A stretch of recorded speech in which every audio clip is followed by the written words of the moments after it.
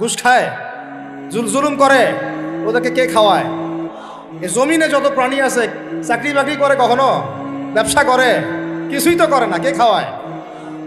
তা আমাকে সুদি খাওয়া লাগলো, আমাকে রিজিকের জন্য সুদি খাওয়া লাগলো, হ্যাঁ? আমাকে ঘুষি খাওয়া, আমাকেই খাওয়া লাগলো, আমাকেই দুর্নীতি করতে হইলো। আল্লাহ পাক আমাদেরকে বুঝ দান করেন। আমি রিজিক আল্লাহ পাক দিবেন। যদি আপনি হারামে চান তখন হারামেই পাবেন, হালালে চাইলে আল্লাহ পাক হালাল রাস্তা বের করে দেবে ইনশাআল্লাহ। এগুলো আমাদের কাজ ভাই। একদিন দুই দিনের মাহফিল করে আমরা সব কায়েম করতে পারবো না। তারপরে আমাদের পরিবারের আদর্শ ঠিক করতে হবে, পরিবারের মেয়েদেরকে পর্দায় রাখতে হবে, সবাইকে সৎ কাজে আদেশ করতে হবে, অন্যায় কি করতে হবে? নিষেধ করতে হবে, দাওয়াতের কাজ করতে হবে, আলেমদের সহমতে থাকতে হবে, উম্মাকে ঐক্যবদ্ধ করার চেষ্টা করতে হবে। তারপরে ইনশাআল্লাহ দিনের জন্য কিছু করা যাবে। ঠিক আছে কথা? আল্লাহ পাক আমাদেরকে বোঝার তৌফিক দান করেন। এখন আসেন ভাই, ওই 15টা পয়েন্ট আমি আপনাদেরকে বলি, এই 15টা মাথায় ঢুকান, এটা ভুলে যাবেন না আজকে, সব ভুলে গেলাম, ঠিক আছে? রমাজানের প্রস্তুতি নাম্বার 1, আমার সেটা বলেন। রমাজানের প্রস্তুতি নাম্বার 1 হচ্ছে যত দুনিয়াবি কাজ আছে সেই কাজগুলোকে কমিয়ে ফেলবো। দুনিয়াবি কাজগুলো কি করব? মানে দুনিয়াবি যত কাজ, যত ব্যস্ততা যা আছে এগুলোকে কমায় নিয়ে আসবো, যাতে রমজান মাসে আমাকে বেশি বাইরে দুনিয়াবি প্রয়োজনে বাইরে বের হইতে না হয়, মানে বেশি ব্যস্ততা আমাকে দুনিয়ার জন্য না করতে হয়। মনে করেন যে আপনি চাইলে এখন যদি সামর্থ্য থাকে রমাদান এবং ঈদের বাজার করে রাখতে পারেন, কারণ লাইলাতুল কদর নষ্ট করে ঈদের বাজার, আর রমজানের অনেক রুহানিয়াত নষ্ট করে দেয় দুনিয়াবি বাজার ঘাট, তাই না? সবার সামর্থ্য হয় না, সবার সামর্থ্য হয় না, কিন্তু বড় বড় যে বিষয়গুলো আছে, বড় বড় খাবার, মৌলিক খাবার, এগুলো আপনি 2 মাসের জন্য বাসায় রাখতে পারেন যদি সামর্থ্য থাকে। সামর্থ্য নাই তাহলে সেটা আলাদা বিষয়।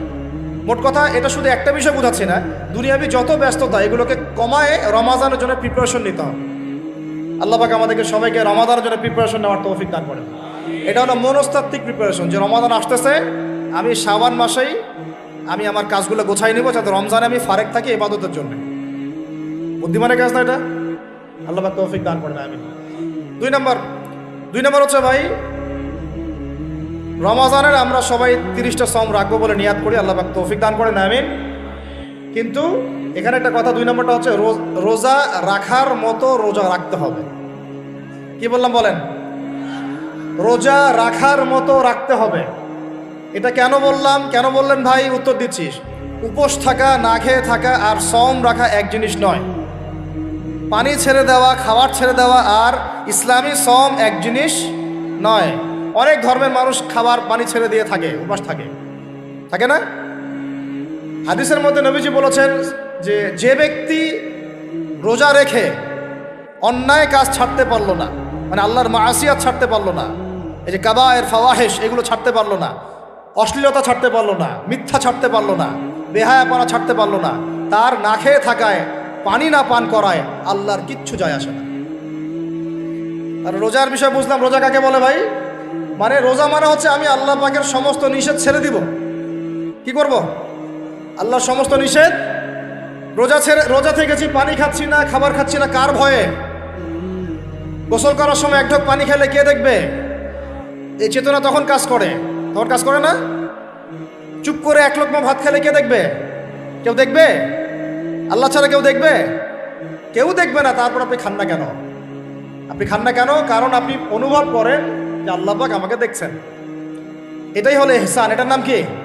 ইহসান। এটাই বলা হচ্ছে হাদিসে জিবরিলের মধ্যে, আনতা আবুদুল্লাহ কাআন্নাকা তারাহ, তুমি এমনভাবে আল্লাহর ইবাদত করো যেন তুমি আল্লাহকে দেখতে পাচ্ছ। ওয়া ইল্লাম তাকুন তারাহু, তুমি যদি আল্লাহকে দেখতে না পারো জেনে রাখো ফাইন্নাহু ইয়ারাক, আল্লাহ পাক তোমাকে দেখছেন। এইটাকে বলে আল্লাহ কনসিয়াসনেস বা ইহসান বা তাকওয়া। আর তাকওয়া